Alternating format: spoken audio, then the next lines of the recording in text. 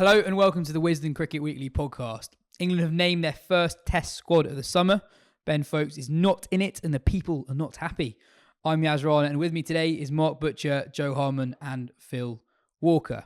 So England have named that first test squad of the summer and there are a few big stories. So Foakes is not in the 15-man squad.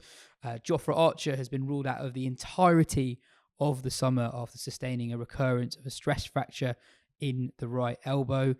Ollie Pope has been officially named as England's vice-captain. Chris Woakes is back in the squad for the first time in over a year. And there are also spots for Dan, Lawrence and Matt Potts. There's a lot to unpack there, but we'll start with the Foakes news. Mark, Foakes averages nearly 40 under Stokes' captaincy. But also, this doesn't feel like a massive surprise. No, worst kept secret in the world. I'm disappointed for him. I don't think it's the right call. I'll be entirely honest. I think that disregarding all of the stuff about pick your best wicketkeeper and all that kind of, people have their arguments for the merits of having a keeper who batted at 11 if he was the best gloveman in the world, and that ship has long sailed. I've no truck with that.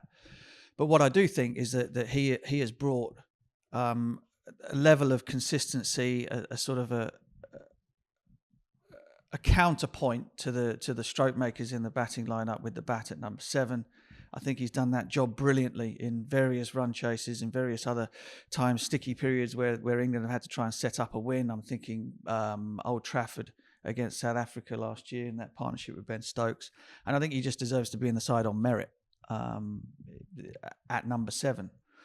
I also think that what it does is it means that the man who will be taking the gloves, Jonny Bairstow, who's obviously come back and is fit after the horrific leg break, is now going to be asked to perform a different role from the one in which he had his annus mirabilis last year. And people that know Jonny, and I would class myself as one of them. I'm not sort of his best mate or anything like that, but I know him and his psyche pretty well. He's as much as he desperately would be very happy to have the gloves back. I do feel that he is somebody that likes to know where he is, what he's doing, and when he finds something that he's comfortable with, likes to and performs best when he sticks with it. And so, of course, now where's he going to bat? I'm presuming they're not going to leave out Harry Brook. Otherwise, Ben Foakes would probably still be playing because it would be a straight swap. Bairstow back in for Brook. So is Jonny going to be 6 and keep wicket, 7 keep wicket, 5 and keep wicket? In which case, where does that leave Brook and Stokes? I just think you're sort of throwing in an unnecessary grenade into the lineup, or at least into the most successful and settled part of England's batting. And of course the other side of it, and nobody's in this business, or nobody who does it seriously anyway, is in this business to sort of please the public. And so that wouldn't have been a consideration at all. But it's kind of, the cricket watching who's fallen in love with this team again are all of a sudden going to have something to gripe about once more, which is a real shame. There's always something to gripe about. I mean, you said that it's a bit of a grenade messing with what has worked well, but to keep Foakes in the side would have involved a serious fudge in someone who has done well in the middle order, would have had to open the batting to get him in the side. That's it. It was always going to be imperfect. There was always going to be a grenade, as Butch put it, really. I think what's going to upset most people is Crawley's continued selection. And I wrote this in the magazine last month. If Bairstow has to play, we can work out his role after it has to play. So then you're basically picking between Foakes, who's done his job very, very competently, and Zach Crawley, who hasn't really. So it's very hard to sort of justify that position. But what I would say, I would have picked Foakes, but the kind of hallmark of the McCullum-Stokes regime so far has been a refusal to compromise on anything whatsoever. And I can see that the selection of Foakes would have been, in a sense, a compromise, really. That they've backed Crawley massively. That's the player they want at the top of the order. Bairstow had to play, and Foakes, as is so often the case, is the unlucky man. Foakes said himself in pre-season, Baz Ball, as you say, that is not me. He did go on to say, and I agree with him on this, I think steadying it among the carnage can work sometimes, and that's what he's done.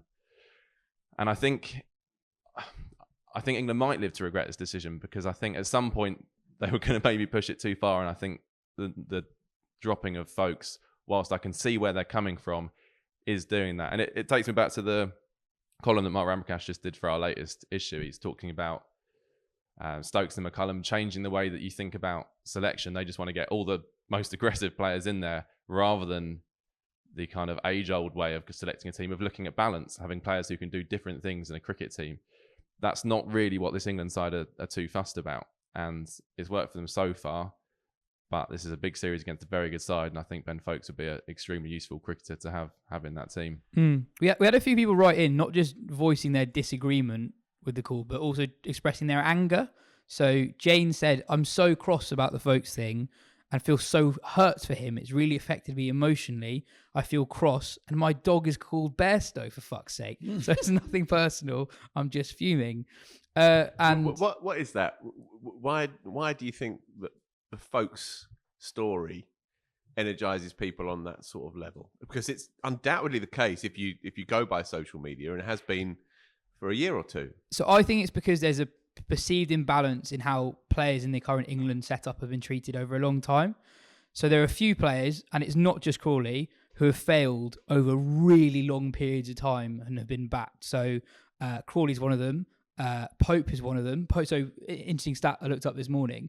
Pope and Foakes average pretty much identical numbers over their entire Test careers, and also identical numbers under Stokes' captaincy, yet one's just been appointed vice-captain, one of them's been left out the side. And I'm not for a second saying that Bairstow shouldn't have been recalled, but Bairstow's played not far off 100 Test matches.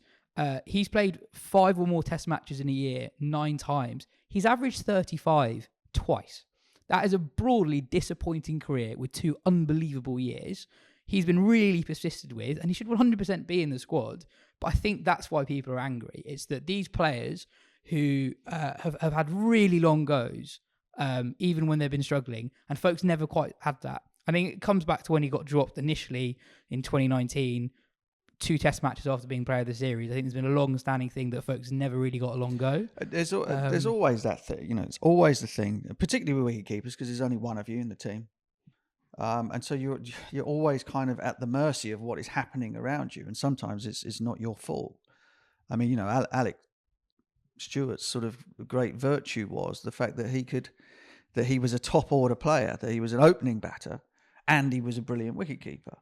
And England would quite often fudge his position in the team, or his role, in order to kind of balance up the team. Now, Foakes is suffering in the same way, perhaps, that somebody like Jack Russell did back in the day, for the sort of more glamorous option of somebody who bats a little bit better, or bats a little bit higher, I should probably say, not better, but higher in the order, who also can do a very, very decent job with the gloves. And it's unbelievably tough. But it happened. It's always happening. It's always happening. And if you're the one guy in the team, it's a little bit like being a spinner.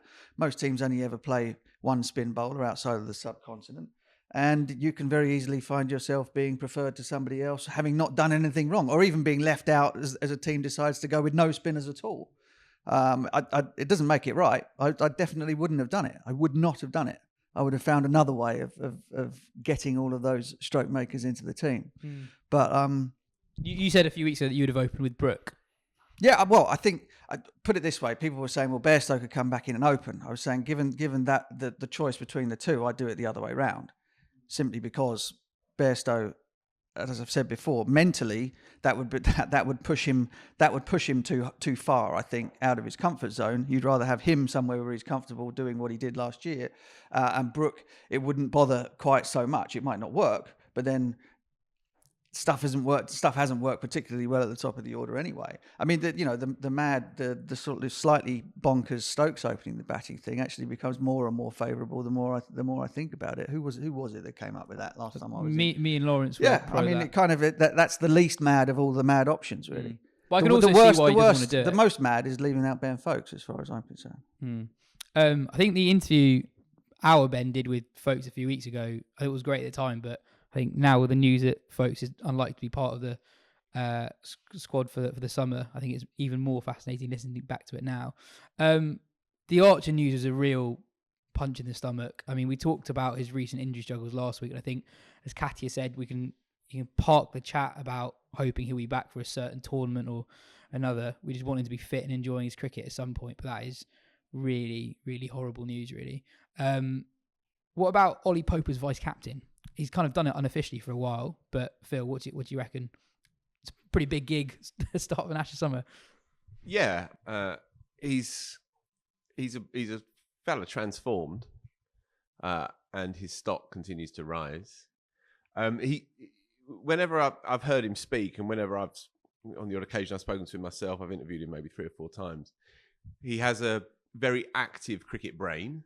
He'd fall into the category of being a nuffy or a badger or whatever one of these irritating words would sum up somebody who lives, breathes, thinks cricket. And you see the way he goes about his business with the bat, that there's a fresh and alert kind of creativity to the way that he sees the game, for sure. He's not a natural orator. He's not a particularly physically charismatic person, I wouldn't say. But then none of that is probably especially relevant in the context of a setup that, on the good days, works itself, works on its own terms. He's incredibly deferential, isn't he? That's the thing. Whenever I speak to him, he's always talking up other players as though he's sort of just happy to be in their presence, which I can understand why he's saying that. And it's not the worst attitude to have, but it does strike me as slightly odd choice as a potential captain. I don't know. I said to you, I think the opposite. I think that's a really good trait to have as a leader. I do. Yeah, I think so. I mean, I was going to ask you. I think I think Ben Stokes does a very similar thing. He will never talk about himself or his own performances, good, bad, or indifferent. He's always very happy to pass it off onto the, and that's part of the to it, though, isn't well, there? But it's part of the empowerment of the people around you. I mean, there's sort of like the best leaders are extremely good at whilst being entirely in control, unquestionably in control, but are very happy to give the impression that everybody else's opinion and their worth in the organisation is just as important as yours. And the best leaders I've played under were very, very good at doing that. Do you think if Ollie Pope, say, touch wood, this doesn't happen, but Stokes goes down at the start of the Ashes, Pope is actually officially the captain, but do you think he's really going to be leading that side, or do you think it would be more realistically you've got Anderson and Broad on that side who will be... That's where I struggle to see Pope telling those guys what to do. Or maybe it's Stokes as a kind of non-player manager in the dressing room. No, I don't think... I think the way that this team has kind of gone about it, nobody is telling anybody what to do. They're kind of buying into an idea of how you're going to go out and play. So I honestly, not in this environment. This is not this environment now is not senior players and junior players. This is where the England team, and this is how we go and play.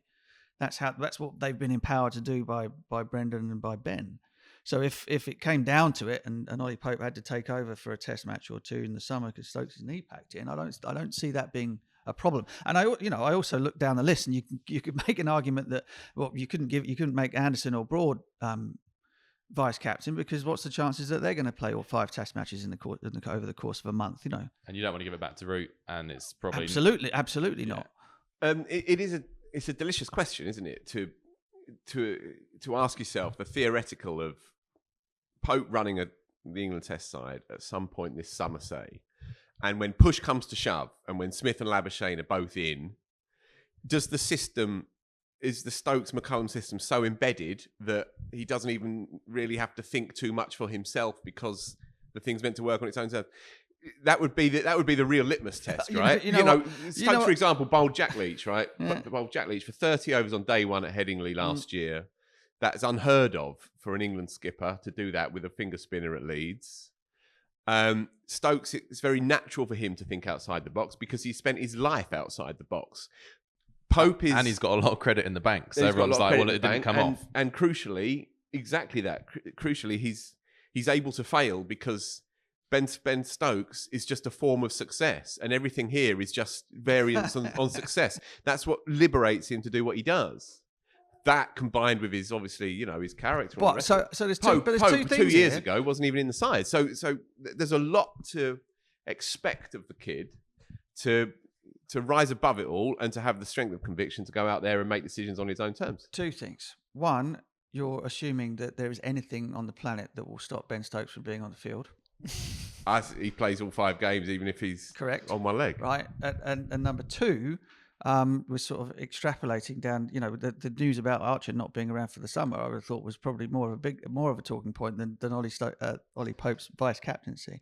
I mean, part of the reason why captains of the past didn't ever nominate or name a vice captain is they knew probably who would take over if there was some reason why they were out there, but giving them the title just made this nonsense happen. People sort of deliberating about how they're going to be as a captain. Sure, but it would be him, and Yes, yeah, and nobody's immune to breaking a finger, so it's not inconceivable that he does lead him out in a test match. Ben summer. Stokes hasn't been fit to play a test match for the last 2 years, and he's played them all. Sure, but he's not quite the Black Knight either. I hear what you're saying. Clearly, the most poignant story in that squad is, as March says, is the Archer story, and we did it, and it's a horrible thing to talk about. I think that's. I mean, it had started to feel inevitable, and we have talked about it a bit, and I imagine that's probably why we moved quickly over it, because it's a sad story, and there's not a huge amount more we can say about it, really. I've said a year ago, I wonder if he's played his last test match, and it feels like that might be the case. There was a line in Key's in the press release, and it would have been echoed again this morning in the round table with the journalists. In whatever format, we just hope to see him in an England kit, and I think that's quite telling, really. Definitely.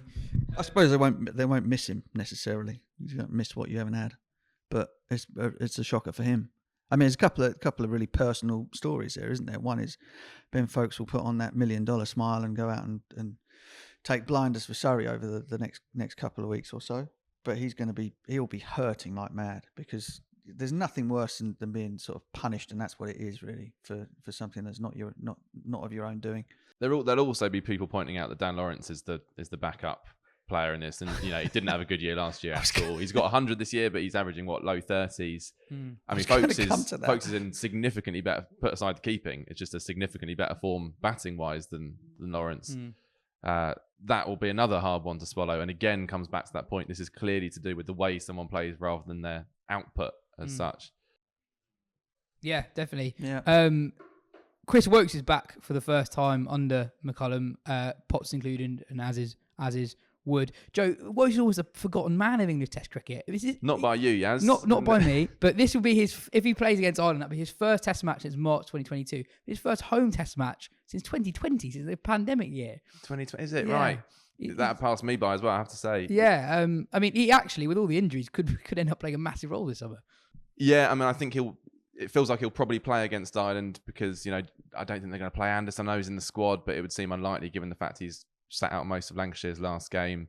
They'll want to see how Woakes is going, see what state he's in. He's picked up wickets for Warwickshire this year.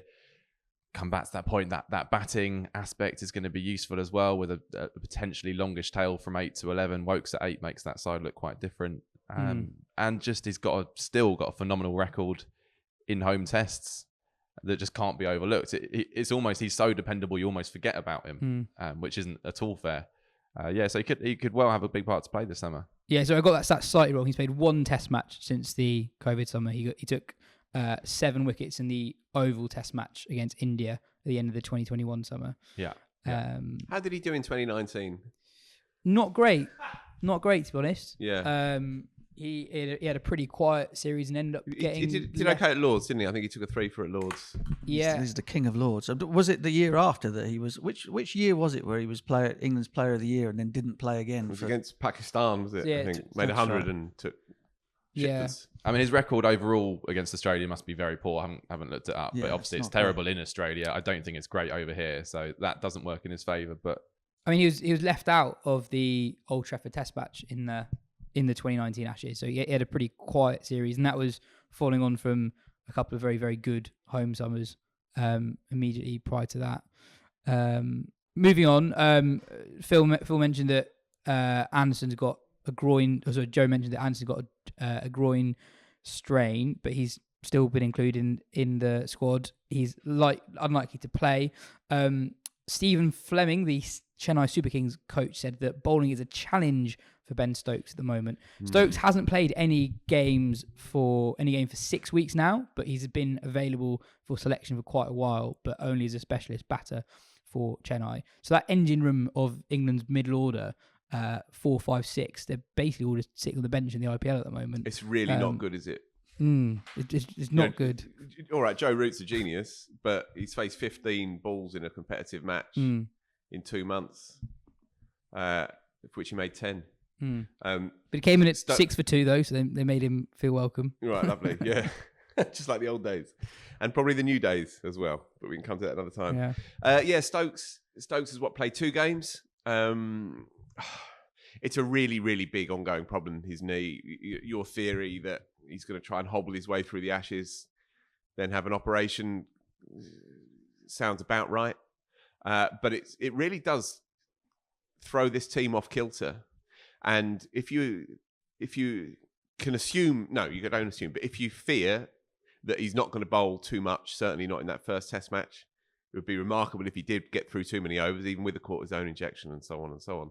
Then Leach becomes very, very key to that 11. And as we've seen, Australia in particular, they went after him and tried to massacre him, really, tried to knock him out of the series. They will try and do something similar, I would imagine, especially in the first innings. His confidence is more resilient than people give him credit for, and obviously under Stokes he's blossomed, but nonetheless you can be quite exposed, I think, quite quickly if they're not careful. And having Stokes out of the picture, again, big asterisk, you never know, but as a bowler, you mean? As a bowler, yeah.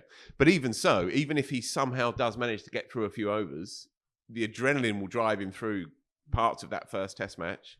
It's a very tight schedule. They come thick and fast. Well, this is it. And he's got no overs in his legs at all. Yeah, and then it's unlikely that Wood plays 5 Test matches. And if England, with Stokes being fully fit to bowl, makes picking Broad, Anderson, Robinson, Woakes, Potter, a combination of those 3 fine. That becomes a bigger problem if Stokes is totally unable to bowl, gives him something different with the ball.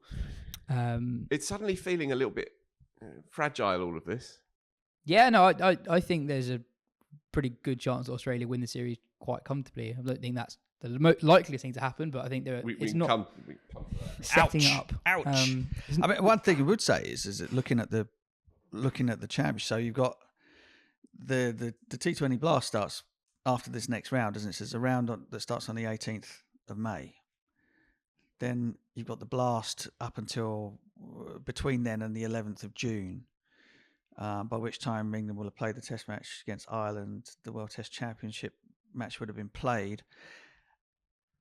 And there's another round on the 25th or something, 25th of June, somewhere around there. Where was the first Ashes Test? Is what date? 16th, I think.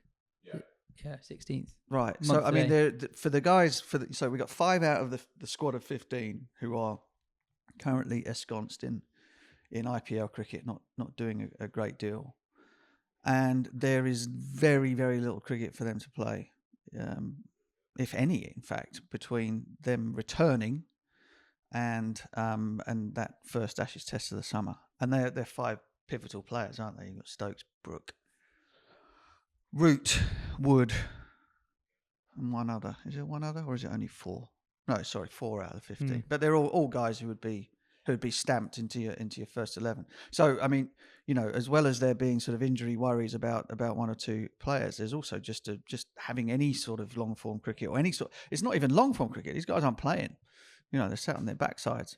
But we do also talk about at other times the schedule being too demanding and asking too much players. Is there a flip side to actually not playing loads and loads of cricket? Not playing at all. Well, no, I mean, listen very carefully. There's a balance to be struck. Yeah, but listen to what you're saying. Yeah. Yeah, you're absolutely right. Playing some, but they might not play at all. At all. Having literally not been playing any competitive cricket while they've been away. It's not as though if they'd have been out there and been a major part of it with the adrenaline pumping and going out there and playing, then you'd kind of go, okay, well you can kind of those skills are transferable, particularly to players who are as experienced as these guys. But they're not playing. But give us an idea how much of a problem that is. That how many times did you feel like you needed to bat before you could go out and bat in a Test match? Is there like an hour where you don't feel comfortable and then you get through that? No, I'd quite before the beginning of a Test match series, it would be quite nice to have the week prior to that off to practice. But up until that point, I'd have been more than happy to have been playing championship games all the way up until that point for a home series.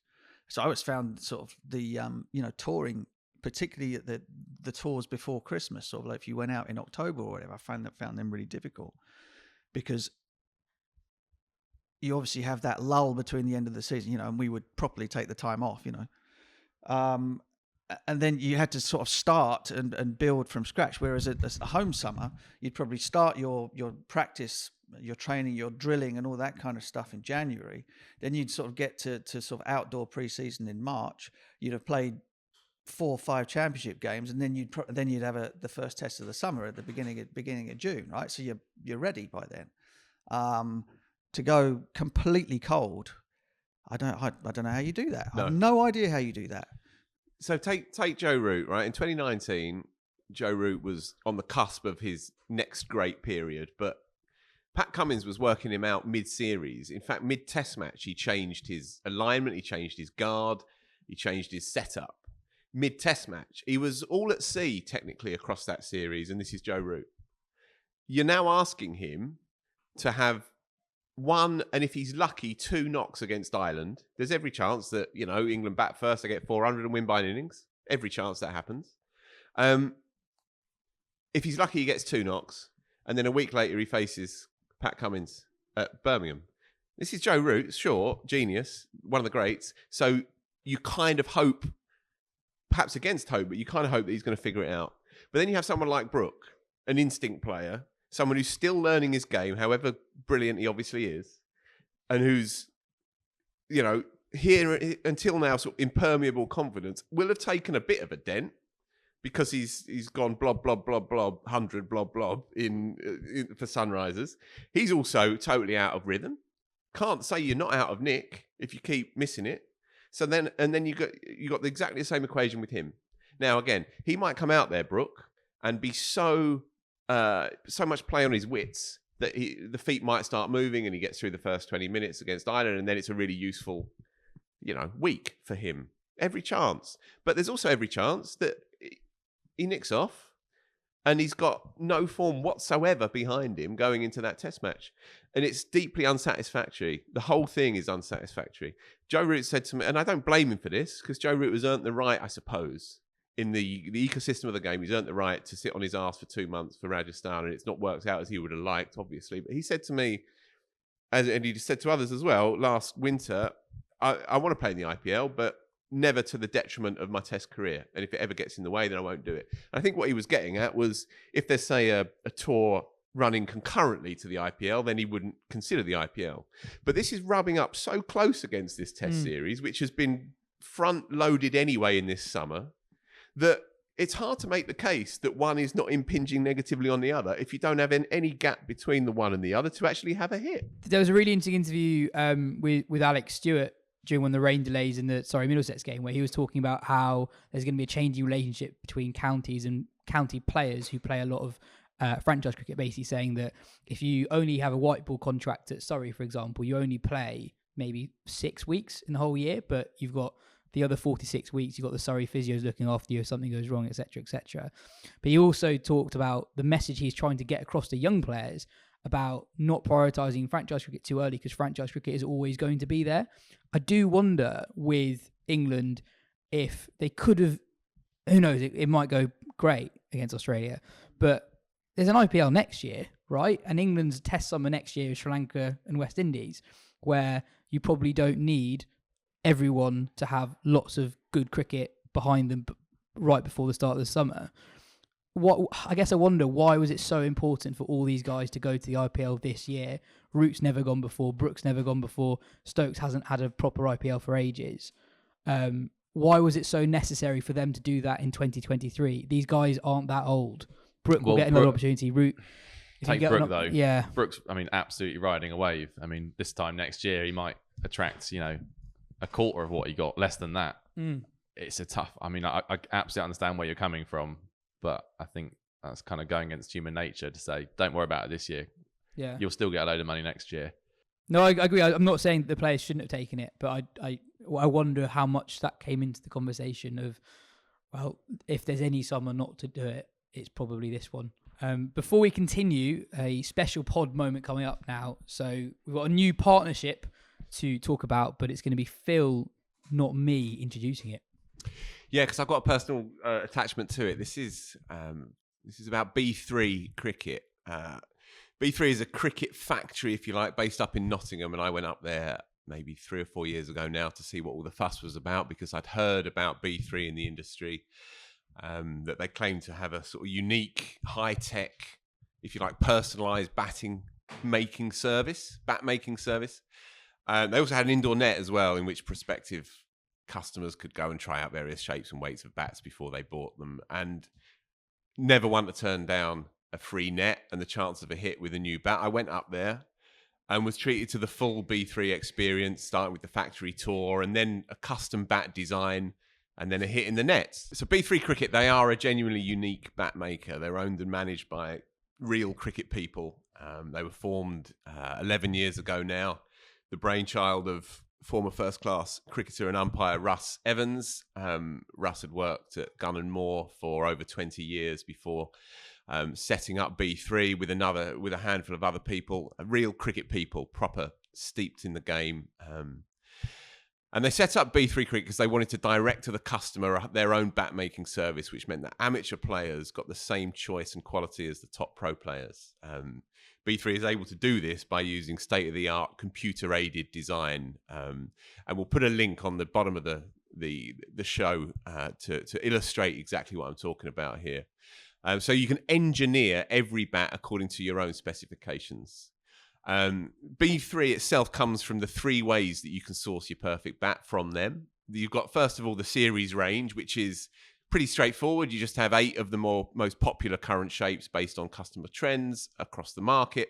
Then, of course, you can specify your weight, grade of willow, the handle type, even the color of your stickers, and so on. The second option is the wild option, really, really intriguing, and the stuff that really got me going when I first went up there. It's called the Custom Bat Builder, right? And it's an online configuration tool which enables over 600 profile options. So whatever style of bat suits you, whether it's a low middle or a high middle or a thick edge, whatever it might be. 600 profile options. If you're into your bats, it's wildly good fun picking and choosing your perfect style. And the third is a bespoke service where you can replicate whichever bat you may have loved in the past, but which has seen better days, and you can create your perfect stick from scratch via this bespoke service. This is based up in Nottingham, but it doesn't matter if you're not local to Nottingham because they offer the same bespoke service across Zoom as well. They only use the best top-grade English willow sourced from JS Wrights, which are they're the daddies of English willow production. And because they are steeped in cricket, they understand what cricketers look for. And also you have what's called a ping guarantee, right? So if you receive your bat and it doesn't feel quite right in terms of pickup or performance, then we'll swap it. No questions asked, no extra cost. So you can't really say much fairer than that. They're also delightfully offering readers and listeners to the Wisden show a 10% discount. So here's your code, Yas, Wisden 10. When you place an order, log in that code, you get 10% off. I can't recommend it enough. I think people will be able to remember that code, but if not, we'll leave a link and a reminder of the code in the description, as always. There was a piece of news this week regarding who takes what from the ICC pot of money. So the BCCI are set to take home a whopping 38.5% of the ICC's projected earnings in the 2024-2027 rights cycle. There's no official confirmation of these figures as of yet, but according to a Cricinfo report, the BCCI are expected to earn a colossal $231 million per year out of the ICC's projected earnings of about $600 million a year, so more than a third. The entire associate game will receive less than 11% of the entire pot. The ECB and Cricket Australia receive about a fifth each of what India are getting, and the rest get a lot less. The report says that the criteria involves but is not limited to cricket history, performance in both men's and women's ICC events over the last 16 years, contribution to the ICC's commercial revenue, and equal weightage for the status of being a full member. I feel it's hardly a concerted effort to grow the game. I mean, Well put. it's astonishing. I mean, the ICC's remit is to look after cricket, right? All of it. Yes? All international cricket. In theory. Okay? India has its own market through which it earns an enormous amount of cash. ICC doesn't have anything to do with IPL money or anything like that. Broadcasting rights that they pull in from all over the world. The Indian market can take care of itself without the money from the ICC, which is not to say they don't deserve a chunk. Of course they do. But how is it possible that money which is brought in and supposed to be for the good of the game overall is divvied up in this way? It baffles me. I can't understand it. Even if the numbers that we're hearing are slightly inflated and it doesn't work out to be like that, how can it possibly be that one nation can take so much more of the players than everybody else? And talking about the criteria, about sort of historical sort of performance over the last 16 years. Well, how the hell is that supposed to change if one nation takes an enormous amount of money, the other two next 4-5% up on everybody else? How is that ever going to change?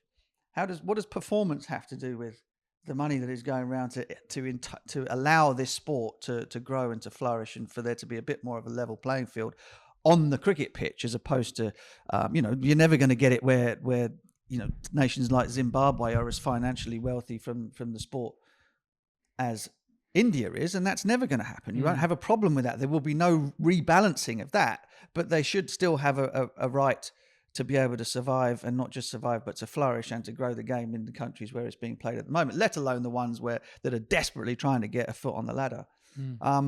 It seems utterly bizarre. It's not in the interest of the people who are essentially making these decisions for it to be anything different, though, is it? I mean, India holds such power. Are they ever going to say, for the good of the game, let's broaden our horizons, let's open it up?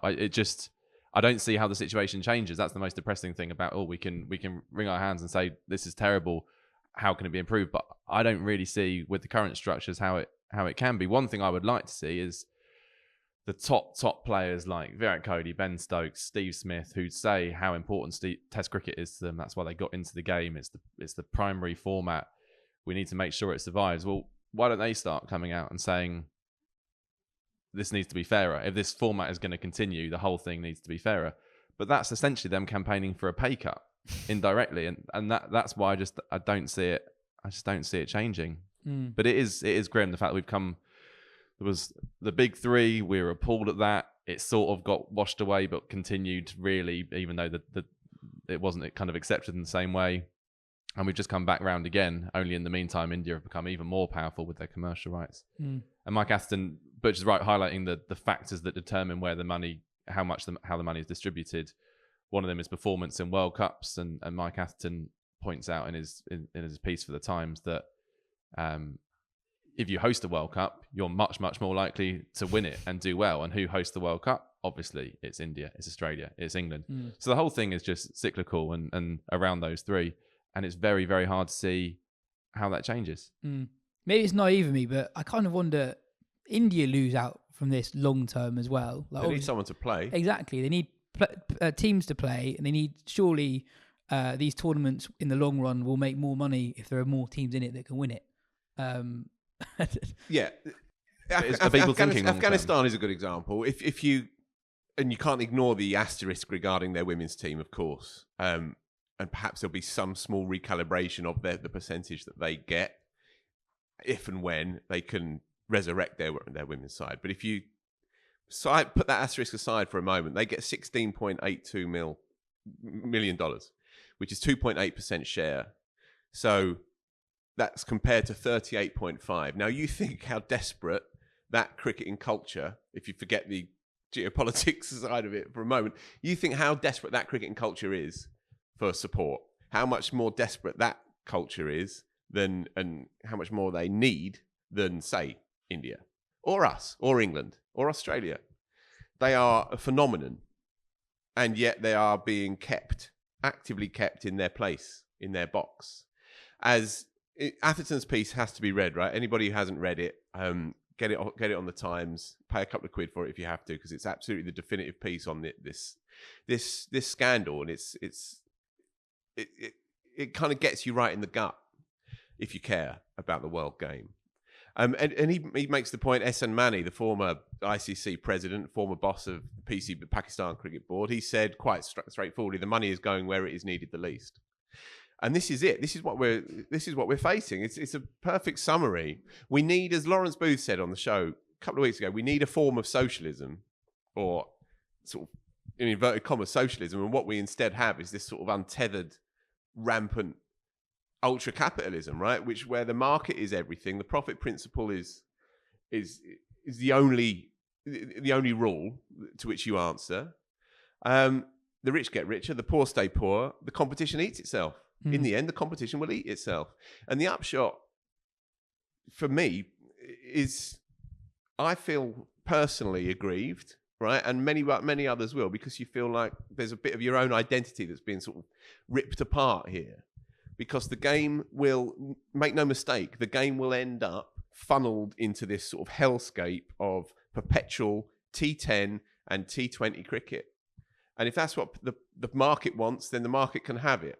But there's millions of other people who want a little bit more than that. Millions of other people who grew up on something that they value very closely, they cherish, and it means a lot more than that. And it always has, and it should continue to mean a lot more than that. Instead, we are left with this sort of, I'm in this sort of no man's land between sort of despair on the one hand and some sort of flimsy resolve on the other. Trying to convince myself that something as creative and complex and beautiful and meaningful and historical as Test cricket, a thing that is still very much alive. The product itself, from, you just take the last 3 or 4 months. So you go from Christchurch to Centurion to Gaul. You're seeing brilliant Test matches, not in the normal flesh pots, but in the so-called second tier. You're seeing brilliant Test matches, expansive, gripping Test matches. So the game itself is fine. The game itself is probably better in many respects than it has been before. And yet it's being systematically undermined to the extent that I feel increasingly alienated from the game as I look at it, and terrified about its future. And I know that sounds like a rant, but it feels personal. No, I get it. For me, the most mind-blowing thing is how little is given to the associates and how much money there is that would make an enormous difference into growing the game. I think it's, on average, it's less than $1 million per associate nation. And in these countries who are desperate to try to grow the game from scratch in a lot of these places, just double that. And it doesn't actually make that much difference to what the big guys get. Yeah, one of the IPL billionaires said on, I think, the Stumped podcast, perhaps. I'll have to check that. But he said, ODIs will go, and Test cricket will be like Wimbledon. Yeah, it was Rajasthan Royals, Manoj Badali. Yeah, it'd be like Wimbledon. It'll be an event, a couple of weeks a year. Meanwhile, the IPL and its offshoots and its equivalents will just keep rolling along in this sort of empty void, unremittingly boring. If that's what people want, fine. But I don't know where I stand in the end. I got a message actually from another podcaster overnight from Australia, one of the greats, and he said, I asked him for his prediction for the Ashes, and he said blah blah blah. Might be this, might be that. And then he sent me another bit, and he says there is something final about all of this. I've got it written here: the dying embers of something. I'm going to do my best to savour it. Brackets Australia to win 3-0. But I totally understand that. You look at this stuff and you talk about whether it should be Foakes or Bairstow and this, that, and the other. This feels like there's going to be a poignancy to this summer, because you wonder for how much longer it looks like this. And if it doesn't look like this, then I don't know what I'm looking at anymore. And this year as well, I think it's the World Cup to follow as well. It feels like this will be like the last normal 50-over World Cup that's recognisable to what we've seen before. Anyway, I think this is a good time to plug the Wisden Drinks collection. Discover exceptional You're going to need one. Whiskies and need a gins. lot of that after listening to that from Phil. I'm feeling a little bit emotional. Sorry, Mark. But it's bloody good. It's good stuff, though. I like it a lot. Discover exceptional spirits, whiskies and gins expertly crafted for your enjoyment. Don't miss out on the exclusive 20% discount with the code podcast20. Visit wisden.com/cricket/gifts to explore a wide range of enticing flavours, enjoy remarkable drinks, and save big with this limited time offer. Right. From the existential questions over the future of the game to fast score finishes in the county championship.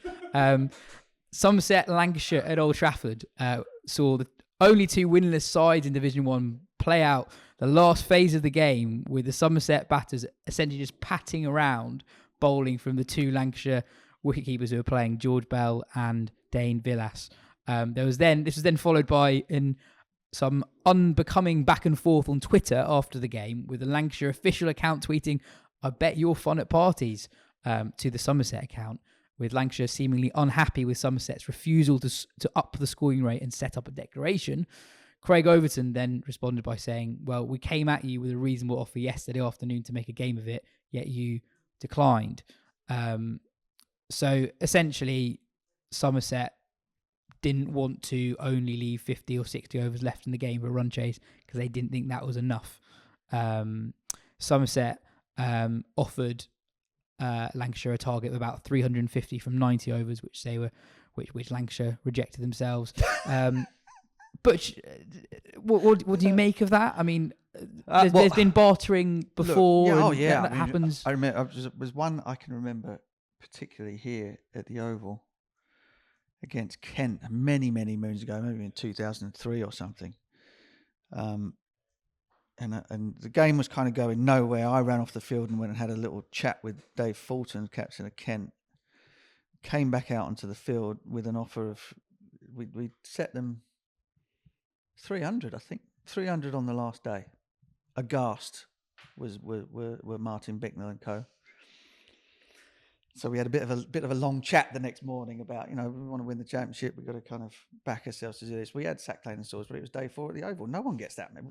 They got. I think the first 2 overs went for 25. Just went all over the place, and got the Peter May boys from over there yelling at me for it. We won by 150. So that stuff has gone on since. So it was obviously much more prevalent in the days of 3-day cricket, where you had to set more games up. But it's it still has a. I mean, in this country in particular, where you lose so much time to rain and bad light and all that type of stuff, it's an absolutely legitimate way of trying to get results in games. I would like to see that sort of thing happen more often. I'd get rid of bonus points, which would mean that people would play more games to win them than just merely collect numbers in first innings. But I mean, it's interesting, is it? But of course, nobody on Twitter, nobody that wasn't at the ground knows how the pitch was playing, whether there was any rough, whether the spinners were likely to have a play, whether it was just going to be a gimme. If you're the team trying to win a game with only 50 overs to bowl, you're pretty much on a hiding to nothing. You get battered, and then if the team loses a few wickets, they shut up shop, and you haven't got enough time to bowl them out. The interesting one is how much. Is how accurate the 350 and 90 was, because that's exactly the sort of thing you go, yeah, all right, that gives us both a damn good chance of getting a result out of the game. Yeah, it just sounds like they didn't actually talk to each other that much. Like, sure, there was more talking on Twitter than there was between the two. Exactly. Sure, reject the first offer in the negotiation, but then come back with something else rather than just. I think the big issue was there are people who have paid money, and Lancashire basically protested against the way Somerset played on the fourth afternoon by bowling their wicketkeepers, and then Somerset protested against that by not hitting it. So you have this this lasted for hours of two wicketkeepers just bowling, going at threes against two set batters. I think Lancashire were particularly frustrated because that's 5 draws out of 5 now, isn't it? So they've just got stuck. When we said they were going to be right up there competing for the title, and now they're sort of stuck. Under which circumstances, if you're looking at your fifth draw on the bounce, if someone did come to you and say, we'll give you 90 overs to get 350, you go, yeah, all right, we'll do it. And there's a previous game which now escapes me where they also had the option of trying to push it and didn't. Yes, it's game. They could have declared much earlier. So I'm not sure Lancashire really have a leg to stand on here, particularly. While there'll be an asterisk against James Rew's second 100, the 19-year-old scored a very good ton in the first innings, coming in at 55 for Flora and Blunting. Lancashire's attack that at that point in the game did include Anderson. who bowled a very good new ball spell. He's a leading run scorer in Division 1 this season. He keeps wicket. England like him, so watch this space. Surrey beat Middlesex at the Oval to continue their title charge. The game got the full Sky treatment with Butch, Athers and co, which is always nice. I wanted to talk a little bit about Gus Atkinson because we had the Potts bandwagon last summer. We need a new seamer to get behind. And That You one are the well, kingmaker, didn't it? aren't you? You're the kingmaker of medium worked out fast very well seamers. for you with Potts, didn't it? Well, worked out even better for Potts. But it worked out well for Potts. And yeah, maybe I am getting ahead of myself because Atkinson's only played 2 games this season. But I don't think it's inconceivable that he ends up in a test squad this summer. Bowlers are dropping like flies. He's a bit different, slightly quicker than those guys picked in the squad other than Mark Wood. He bowls first change. He's had 2 very good games in a row. Here, 2 very good games in a row. Is that enough to... But in a way that I don't think there are any other uncapped seamers in the country who bowl like him. Cast is injured, and I think he would have been ahead of him in the queue. We don't know how serious that injury is. Maybe Saqib Mahmood, but Mahmood's had a quiet return to action after being out for a year. But he took a 6 against Essex last week. And I watched all of that, and he got a little bit of late seam. So he's not just a sort of braced front leg, hits the pitch, short of a length. He bowls relatively full and in helpful conditions, admittedly, at Chelmsford, but he got a lot of movement in the air and off the pitch. When we saw him last week here at the Oval, it was more a case of, it was an Oval style spell. The keeper and the slips were far back. He looks and it was hitting Sibley's at first slip, hitting his hands hard, fingers in front of the face. I don't remember him looking that. You were here as well, Mark. He was sharp last week, I thought, and he didn't. He looks quicker than last season, right? I don't remember him looking that sharp. I don't know either. So he got. I mean, he's barely played for Surrey in the Championship. He got clocked. I think it was only 1 ball, but it still happened. He got clocked at 90 miles per hour in the 100. So he is reasonably quick. And in the Middlesex game, Middlesex were 166 for 1 in the first innings. Then he took 2 wickets in 5 balls, getting rid of Robson and Milan, who both were past 50, and should have had another one as Eskenazi was dropped at slip. That kind of opened the game up, and so he didn't really look back. And this exactly what happened against Essex as well. It was quite a sort of a limp-ish new ball spell, and Essex were looking good, reasonably good nick, and he came in and just changed the course of the game in the afternoon. Elsewhere, Warwickshire kept up their excellent start to the season. Chris Rushworth at 36 is the leading wicket taker in Division 1. He's got 18 wickets in his last 2 games. After being bowled out for 95 in the first innings, Kent managed to escape their game against Hampshire with a draw. Very good battling half centuries from Crawley, Ben Compton and Jack Leaning saw them through on the final day. In Division 2, the big story was Durham's 1-wicket win over Yorkshire, who now haven't won a game in the Championship for 17 matches. Bryden Cast, who was nursing that injury I mentioned, hit the winning runs with a runner from number 11 after Ben Rain, and Potts put on 71 for the 9th wicket. Potts took 8 wickets across the 2 innings. Durham extend their lead at the top of the table. And it was same old story at Sussex. They couldn't quite bowl out Leicestershire on the final day. Steve Smith fell for 3, LBW again. I don't think it was as much of a stinker as last week's call, but it definitely wasn't plum. But every time he gets out, you feel just that little bit taller, right? He's only been out twice. Still. So, yeah. You said it before that second innings. I'm just worried that he's not burgling a living. He's not going to score any for Sussex. It's caught save millions. them all up. Yeah. How many did he get at Edgbaston last time? 140 times 2. Because that bit of the pod last week where I said that tongue in cheek said that Sussex would be better off without him in the side, and Nathan McAndrew in it got clipped up. And I think most people got to be careful on this podcast, haven't you? With got to be Dan careful. flipping those things up. Global reach, you see. This is the issue. It was people in the UK kind of saw what I was saying. They understood I was kind of taking the mick. People in Australia didn't. However, I got quite a few angry Australians. Mate, indifference is the only thing you need to fear. Yeah. Joe, but you wanted to pick out Leicester's Rishi Patel from that game. Yeah, it's a really nice story developing there. Phil and I first came across him in 2015 when we did the old magazine that we used to do, All Out Cricket. We did a club cricket celebration, and he was playing for Loughton. Is that you? Loughton, dear boy.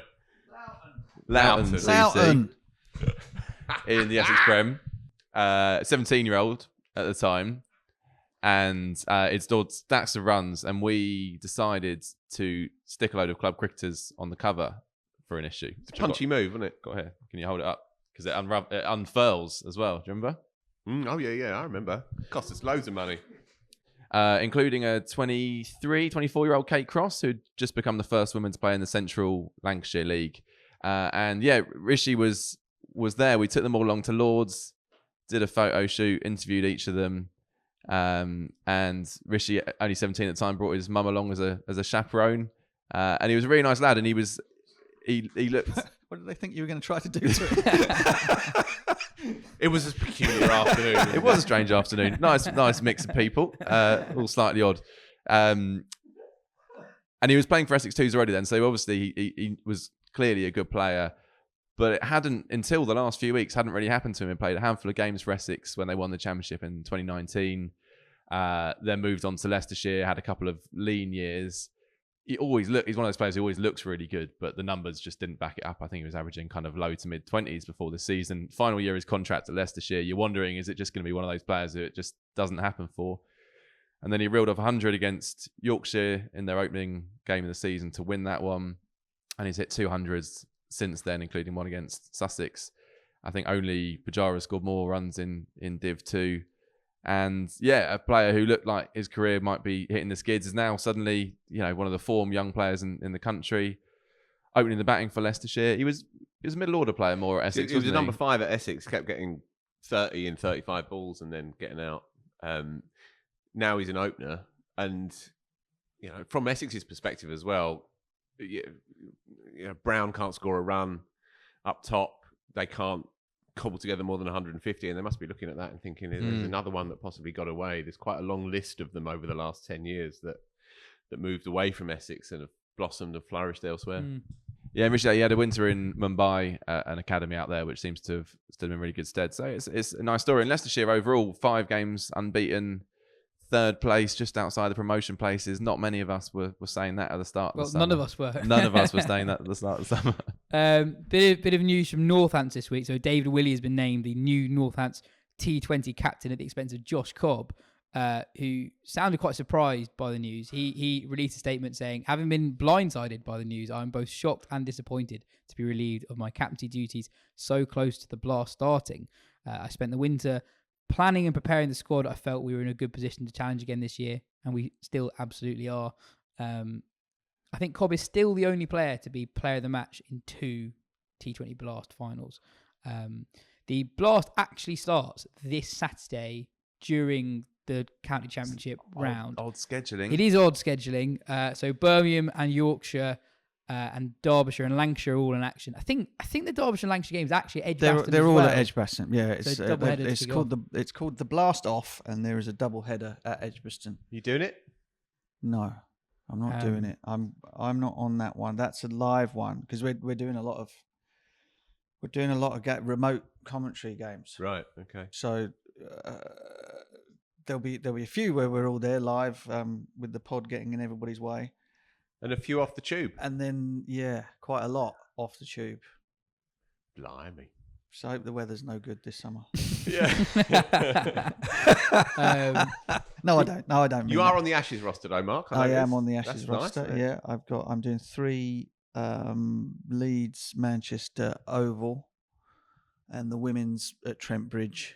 And then, the usual sort of mixture of 100 and Blast games and stuff like that. So Lovely. Yeah. Nice. Yeah. Last summer of international cricket. It's a beautiful way to could go. Could be. Lovely way to go. Doing a bit of comms yourself, Phil, on the Ashes? I'm actually, yeah. Thanks for asking, Joe. Yeah, we'll come to that another time, eh? We'll do a Blast preview next week when there's less going on, and also it really starts when everyone plays.